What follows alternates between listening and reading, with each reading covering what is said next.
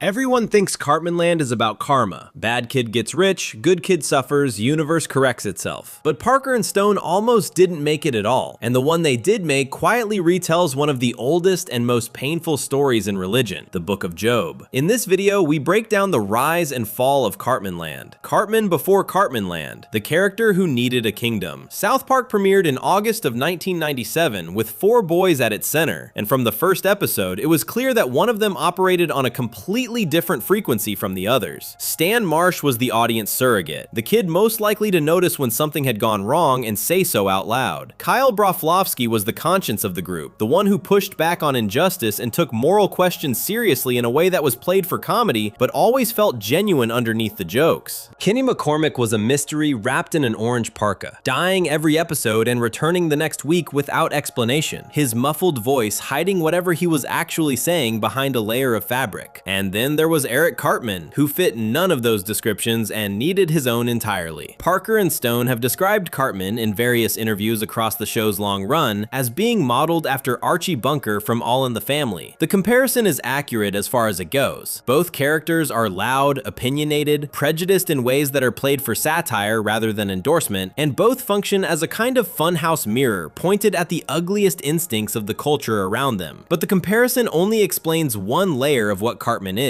Archie Bunker was a grown man whose prejudices were rooted in a specific era of American blue-collar resentment. Cartman is a child, which means his prejudices float free of any economic or historical grounding and exist in a purer and therefore more absurd form. He hates what he hates not because of anything that happened to him or around him, but because the hatred feels good, and he has never been given a compelling reason to stop. The name came from a real person. Matt Cartman was a classmate of Trey Parker's, known to their mutual friends as someone slightly overweight, short, obnoxious, and fast with a verbal comeback. Parker came up with the name Cartman during a Super Bowl party in January of 1995, watching Cartman argue with their friends and thinking that the sound of the name was perfect for the fat kid who had been appearing in his animated shorts without a name since 1992. The character had existed before he had a label, which meant his personality predated the reference point Parker eventually attached to him. Cartman was not built from Matt Cartman. Cartman gave the character his name, and the name helped Parker articulate something he had already been drawing for years. Before he was called Cartman, the character appeared in a 1992 short Parker and Stone made while students at the University of Colorado. The short was called Jesus vs. Frosty, animated in the stop-motion construction paper style that would define South Park's visual identity for its early seasons. And the character who would eventually become Cartman was named Kenny in that version. He was the fat kid, and when an evil snowman killed him, a version of the phrase that would later become the show's most famous running gag was spoken over his body. 3 years later, Parker and Stone made another short called Jesus vs. Santa at the request of a friend who wanted a video Christmas card, and the character had evolved further, still recognizable as the prototype of what was coming. By the time the show went to series in 1997, the character had been refined through 5 years of informal development into something Parker and Stone understood better than almost anything else they had made. What made Cartman work from his first episode was the gap between his self-image and his reality. He believed himself to be special, smarter than the people around him, destined for a larger life than the small mountain town of South Park, Colorado could provide. His mother agreed with him and treated him accordingly, supplying him with whatever he wanted and meeting every demand with cheerful compliance. The rest of the world declined to confirm this assessment, and the friction between Cartman's certainty about his own superiority and everyone else's failure to recognize it was the engine running underneath almost every storyline that placed him at the center. His relationship with Kyle was established early as the show's most productive recurring conflict. Kyle pushed back on Cartman in a way the other boys rarely did with the same consistency, which meant that arguing with Kyle became one of the main ways the show demonstrated who Cartman was and what he believed. Kyle's Jewishness provided Cartman with an easy handle for his anti-Semitism, which was itself played less as sincere bigotry and more as a kind of reflexive weapon, something Cartman reached for whenever he wanted to diminish someone and could not find anything more precise. The anti-Semitism was ugly and deliberate in its writing, but what it actually showed about Cartman was not primarily his views on any group. It showed that he would use whatever was most likely to hurt the person in front of him, and that he had identified Kyle's particular vulnerabilities with the accuracy of someone who paid close attention to the people he wanted to wound. Kenny's deaths provided the show with a mechanical joke that reset every week, but they also revealed something about Cartman that became more important as the character developed. When Kenny died, Cartman's reaction was rarely grief, and never sustained concern. He expressed the appropriate emotions briefly and then moved on, sometimes within the same scene, in a way that suggested he had already processed the loss before it finished happening. This was played as dark comedy in the early seasons, but it planted something in the character's foundation that the show would eventually build on, in ways nobody watching in 1997 could have anticipated. The early seasons of South Park used Cartman mainly as the most extreme version of childhood selfishness available. He wanted things. He resented not having them. He lied and manipulated to get them and felt no particular guilt when the manipulation worked or when it failed. His schemes in the first 4 seasons were mostly small in scale, personal grievances and petty ambitions rather than the larger and more calculated operations he would become capable of later. Season 4 established a loose through line of Cartman trying to acquire $10 million across several episodes, never with a clearly articulated plan for what he would do with the money, just the conviction that having it would be better than not having it, and that the amount itself was the measure of how much his life should be worth. The 5th episode of Season 5, which aired 2 episodes before Cartmanland in the broadcast order, changed the character in a way that Parker and Stone identified immediately as a turning point. Scott Tenorman Must Die opens with a 9th grader named Scott Tenorman tricking Cartman into buying pubic hair under the pretense that this would help Cartman reach puberty. And it closes with Cartman revealing that he has arranged for Scott's parents to be killed, ground into chili, and fed to Scott at a cook-off, while Radiohead, the band Scott loved most, stood there watching him cry. The episode ends with Cartman licking Scott's tears off his face and declaring himself satisfied. Nothing in South Park's first 4 seasons had prepared its audience for this. Cartman had been cruel before. He had been manipulative. He had been indifferent to harm when it was convenient. But Scott Tenorman Must Die showed something categorically different from all of that. A capacity for planning and sustained vindictiveness that operated at a level no 10-year-old should have been able to reach, executed with a patience and precision that revealed a mind working well beyond what his grades or his classroom behavior suggested. The episode was recognized immediately as a milestone, not just in Cartman's history, but in the show's. Parker and Stone named it among their favorite episodes repeatedly across the years that followed. Fans treated it as the moment the show's ceiling lifted, proof that the construction paper animation and the juvenile shock comedy were housing something capable of going much further than anyone had assumed. Season 5 arrived with this new understanding of Cartman already in place, which meant every episode involving him carried a different weight than the same episode would have carried a year earlier. The audience that had just watched him feed a teenager his own parents in a bowl of chili was now watching him move through the world knowing that this was who he was underneath the complaints about school and the demands for his mother's cooking. He had not become less funny. The comedy had simply acquired a floor that was much further down than before. Cartmanland aired as the 6th episode of that season, 2 weeks after Scott Tenorman Must Die. In the DVD commentary Parker and Stone recorded years later, they described almost not making the episode at all. The central idea, a kid inheriting money and buying an amusement park, struck them as cliché, too obvious and familiar to generate the kind of story they wanted the season to be made of. They were in the middle of the production run with nothing else ready, which meant the episode went into production not because it felt inspired, but because the schedule required something to be there. Parker's description of the creative decision that kept the episode alive was specific. He said that a cliched premise could still produce great scenes, that the basic scaffolding of the story mattered less than what happened inside it moment to moment, and that the freedom to get weird and original inside an obvious frame was sometimes more interesting than trying to build the frame itself into something unusual. This self-assessment, made years after the episode had been received as one of the season's best, points to something worth understanding about how Parker and Stone's instincts as writers actually functioned at their most reliable. Most of the show's celebrated episodes are built around premises that, described in a single sentence, sound either offensive or stupid. A kid buys an amusement park. A character gets a hemorrhoid. A religion's internal cosmology is presented without mockery to see if the presentation alone is enough. The premise is rarely the thing. The thing is what the premise allows to happen next. Cartmanland's premise allowed a specific version of Cartman that the show had not fully inhabited before. His greed in earlier seasons had been abstract, attached to numbers and future states of comfort, rather than to a single concrete object he could touch and own. The amusement park was concrete. It was visible, nameable, something he could walk through and ride in and close to everyone else. It was not money. Money was potential. An amusement park was actualized desire. Desire that had passed through the process of getting what it wanted and arrived on the other side as a physical thing waiting for him on a Tuesday morning when there was nobody else in line. The dream of having an amusement park to himself was not invented for this episode. It was drawn from something real about what theme parks feel like from the outside looking in, from the experience of wanting access to something that everybody else is also trying to access at the same time, of waiting in lines and being jostled by strangers and arriving at the front of the queue tired and slightly resentful of everyone who made the wait necessary. Cartman's rant about lines in the episode's opening section echoes the Grinch's famous rant about noise in How the Grinch Stole Christmas,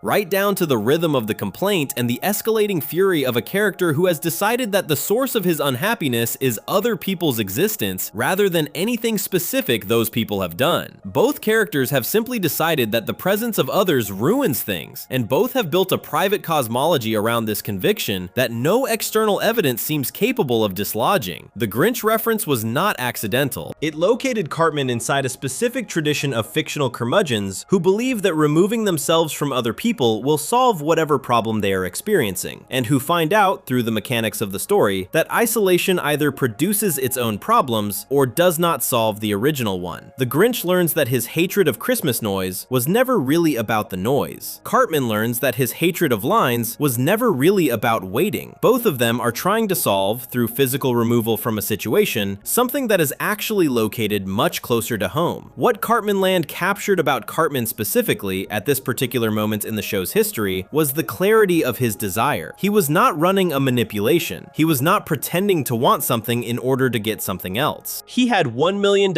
and one thing he wanted to spend it on, and the directness of that combination revealed a version of the character that the more elaborate schemes tended to obscure. When Cartman was manipulating someone, the audience was watching his intelligence at work, the planning and the patience and the reading of other people's weaknesses. When Cartman was simply doing the thing he most wanted to do with the money he had just inherited, the audience was watching something closer to his actual self, stripped of the tactical layer that usually covered it. Season 5 was the year the show figured out that this version of Cartman, direct and honest in his desires even when those desires were appalling, was sometimes more interesting than the strategic version who was always working a plan. The strategic Cartman was impressive. The direct Cartman was something funnier and stranger, a child who had decided what he wanted with a totality that left no room for any other consideration, and who pursued it without any of the usual social machinery that people use to make their wanting look more acceptable than it is. The episode that Parker and Stone almost did not make ended up sitting in lists of South Park's best episodes for the 2 decades that followed its original airing, holding an 8.9 rating on IMDb and appearing in multiple published rankings of the show's finest moments. That outcome was not visible when the production decision was made in a scheduling panic with the season underway and nothing else ready. The episode that came from the cliche premise, the one they almost replaced with something that felt less obvious, turned out to be the one that lasted. Season 5 itself has been described by critics and fans as something close to a golden age, with multiple episodes from that run appearing in the show's all-time top 25 by IMDb rating. Scott Tenorman Must Die sits at 9.6. Cartmanland sits at 8.9. Both aired within 2 weeks of each other in the summer of 2001, and both were built around a version of Cartman that understood something specific about how desire and consequence interact when a character has no internal resistance to acting on what he wants. He wants the park. He gets the park. And then the park begins to tell him things about wanting that he had never asked to learn. Before we move on, if you're enjoying this analysis, please consider subscribing. It helps the channel tremendously. Cartman arrived at Cartmanland having just become a different kind of character in a different kind of show. The park itself was the first real object his wanting had ever fully landed on. What happened when he finally got inside it, alone, with nobody else in line, is where the episode begins. Section 2. The Funeral, the Will, and the $1 million.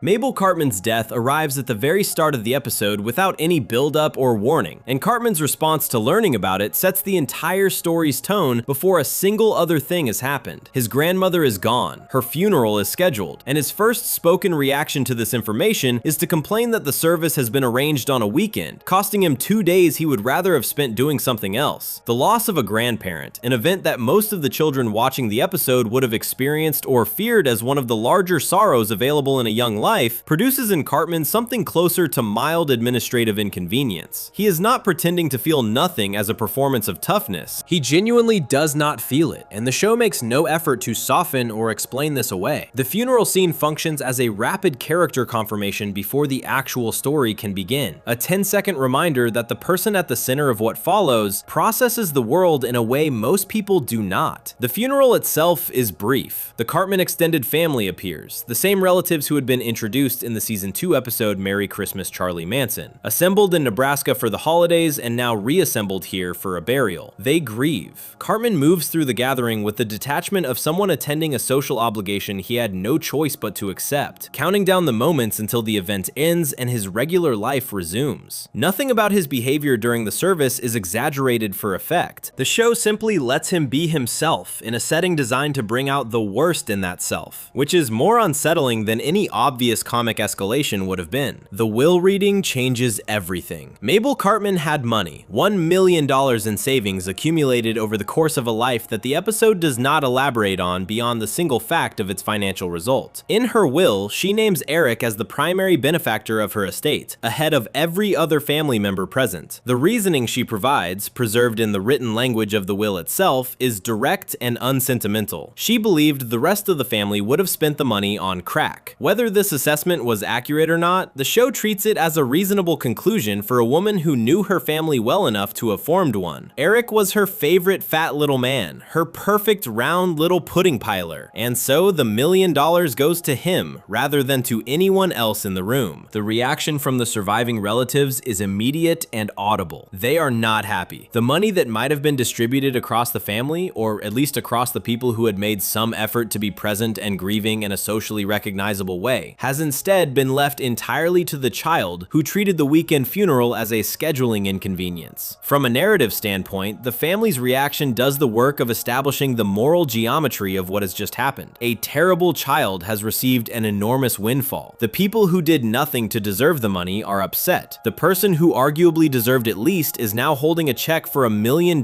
and already somewhere else in his head thinking about what to do with it. Mabel Cartman had appeared in the show before her death, enough times to establish her as a genuine presence in Cartman's life rather than an abstract relative invented solely to provide the inheritance the episode required. She showed up at Cartman's grandmother's house during the season 2 Christmas special, part of a family gathering that also involved Charles Manson arriving in the Nebraska home and holding them hostage. She gave Cartman spectacular gifts, by Cartman's own description, and her relationship with him had the specific texture of a grandparent who gave a grandchild everything he asked for and was rewarded with his genuine, if self-serving, affection. She was one of the few people in the show's universe toward whom Cartman expressed something that functioned as warmth. Not the performance of warmth he used when he needed something from someone, but the real article, attached to a person who unconditionally confirmed his sense of his own value. 2 episodes earlier, in Scott Tenorman Must Die, Cartman had mentioned his grandmother's declining health during a confrontation at Scott's house, claiming she was close to death and needed a small amount of money for an operation. He used her condition as a prop in an argument about a completely different subject, deploying her dying as a rhetorical tool without any apparent reflection on what he was actually describing. Whether that claim was true at the time or a fabrication remains ambiguous, but the timing is notable. Cartman said his grandmother was dying weeks before she actually died, and some accounts of the show have pointed out that this near miss between his lie and the truth makes a strange kind of internal sense for a character whose relationship with honesty is always instrumental. He said what was useful, and then, as if the universe were operating on a delay, the thing he had claimed became the thing that actually happened. The $1 million lands with Cartman in a way that immediately activates the part of him that had been making lists in his head since before he was old enough to act on any of them. Season 4 had established, across multiple episodes, that Cartman's financial ambition existed at the level of $10 million rather than $1. He had spent that season attempting various schemes to reach that threshold, never with a specific purpose attached to the number, beyond the conviction that having it would transform his life into something commensurate with his own assessment of himself. The $10 million target always remained out of reach, which was part of the joke. The gap between the size of his wanting and the ceiling of what a 9-year-old in a small Colorado town could actually manage to acquire. $1 million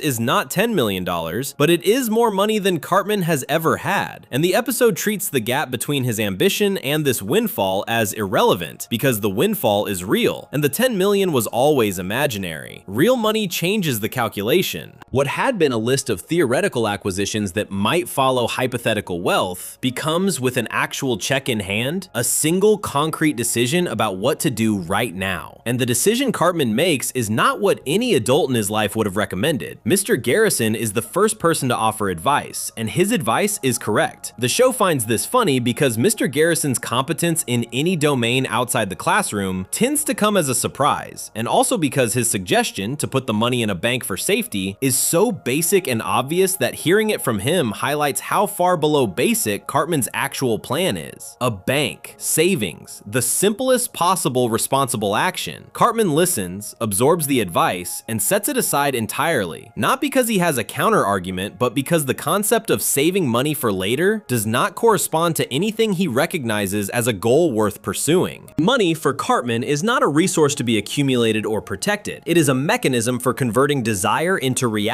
And the only question worth asking about $1 million is what desire to convert first. The question answers itself almost immediately. He has always hated waiting in line at amusement parks. He has always resented the presence of other people crowding into the rides he wanted to use and filling the space around the things he wanted to enjoy. If $1 million could buy him a park, buying the park would solve the problem permanently. No lines, no strangers, no waiting behind someone else's children for a seat on a roller coaster. Just the rides, alone, available whenever he wanted them. North Park Funland had been failing for long enough that its owner, Frank Fun, was apparently relieved to find any buyer willing to offer a reasonable price. The show does not spend much time on Frank Fun's financial situation or on his feelings about selling a park he presumably built or inherited with some attachment to it. He is present mainly to transfer the deed and to deliver one small piece of information before doing so. The park has not been doing well. He feels obligated to disclose this, something between a legal requirement and a personal conscience, and Cartman's response to the disclosure tells Frank everything he needs to know about the buyer he is dealing with. Cartman does not care about the park's financial performance. He is not purchasing a business, he is purchasing solitude, and the park's prior struggles are entirely irrelevant to that goal. The deal is completed, the name changes, Cartmanland exists. What the inheritance enables, and what makes the Mabel Cartman storyline more than a plot device for getting money into Cartman's hands, is a specific kind of test the episode runs on the relationship between deserving and receiving. The money did not come to Cartman because of anything he did. He did not earn it, scheme for it, or even particularly angle for it in the way he had spent the previous season trying to angle for 10 times as much through various plans. It came to him because an old woman loved him in the particular and unconditional way that some grandparents love their grandchildren, without reference to what the child has done or who the child is, or whether the love is proportionate to any quality the child has demonstrated. Mabel Cartman's affection for her grandson was not based on his merit. It was based on something older than merit. The specific attachment that can form between two people across a generation gap when one of them has nothing left to prove and the other has not yet been asked to prove anything. This is actually a fairly precise description of how inherited wealth works in reality. Money passed down through families moves according to the same logic Mabel's will operated on, not toward the most deserving, but toward the most loved, or the most legally proximate, or the most strategically positioned within a family's internal hierarchy. The episode does not make this point explicitly, and Cartmanland is not a piece of social commentary about wealth transfer in the way that some later South Park episodes were explicitly about economic systems. But the mechanism the story uses to get the money into Cartman's hands is accurate to how windfall wealth actually tends to arrive in people's lives, suddenly, without prior relationship to their behavior, attached to an event they did not cause and cannot control. Kyle's initial reaction to news of the inheritance, before his hemorrhoid becomes the more pressing problem, is rooted in exactly this gap between deserving and receiving. He does not argue that Cartman obtained the money illegally, or through any scheme that could be undone. He argues that Cartman should not have it, that a person who has behaved as Cartman has behaved across the years they have all spent together in South Park Elementary should not be the one standing in a bank with a check for $1 million while the rest of them go on living the same ordinary lives they would have been living anyway. The unfairness Kyle identifies is cosmic rather than legal, a problem with how the universe distributes its rewards rather than a problem with anything a court could address. This is where the episode's real subject begins to surface beneath the comedy of the inheritance and the absurdity of a child buying a theme park. The question Kyle is asking, expressed through physical suffering rather than theological argument, because that is how South Park tends to handle its deepest material, is the question the Book of Job was written to address roughly 2,000 2,000 years before the episode aired? Why do terrible people prosper? Why does the distribution of fortune and suffering have no apparent relationship to the qualities of the people receiving each? Kyle is not the first person to ask this. He is simply the latest, and the episode's genius is in connecting his specific and personal grievance, the jealousy and moral outrage of a fourth grader watching a classmate get rich, to a question that has occupied human beings across every culture and every era that left written records of what they were thinking about. Mabel Cartman's $1 million,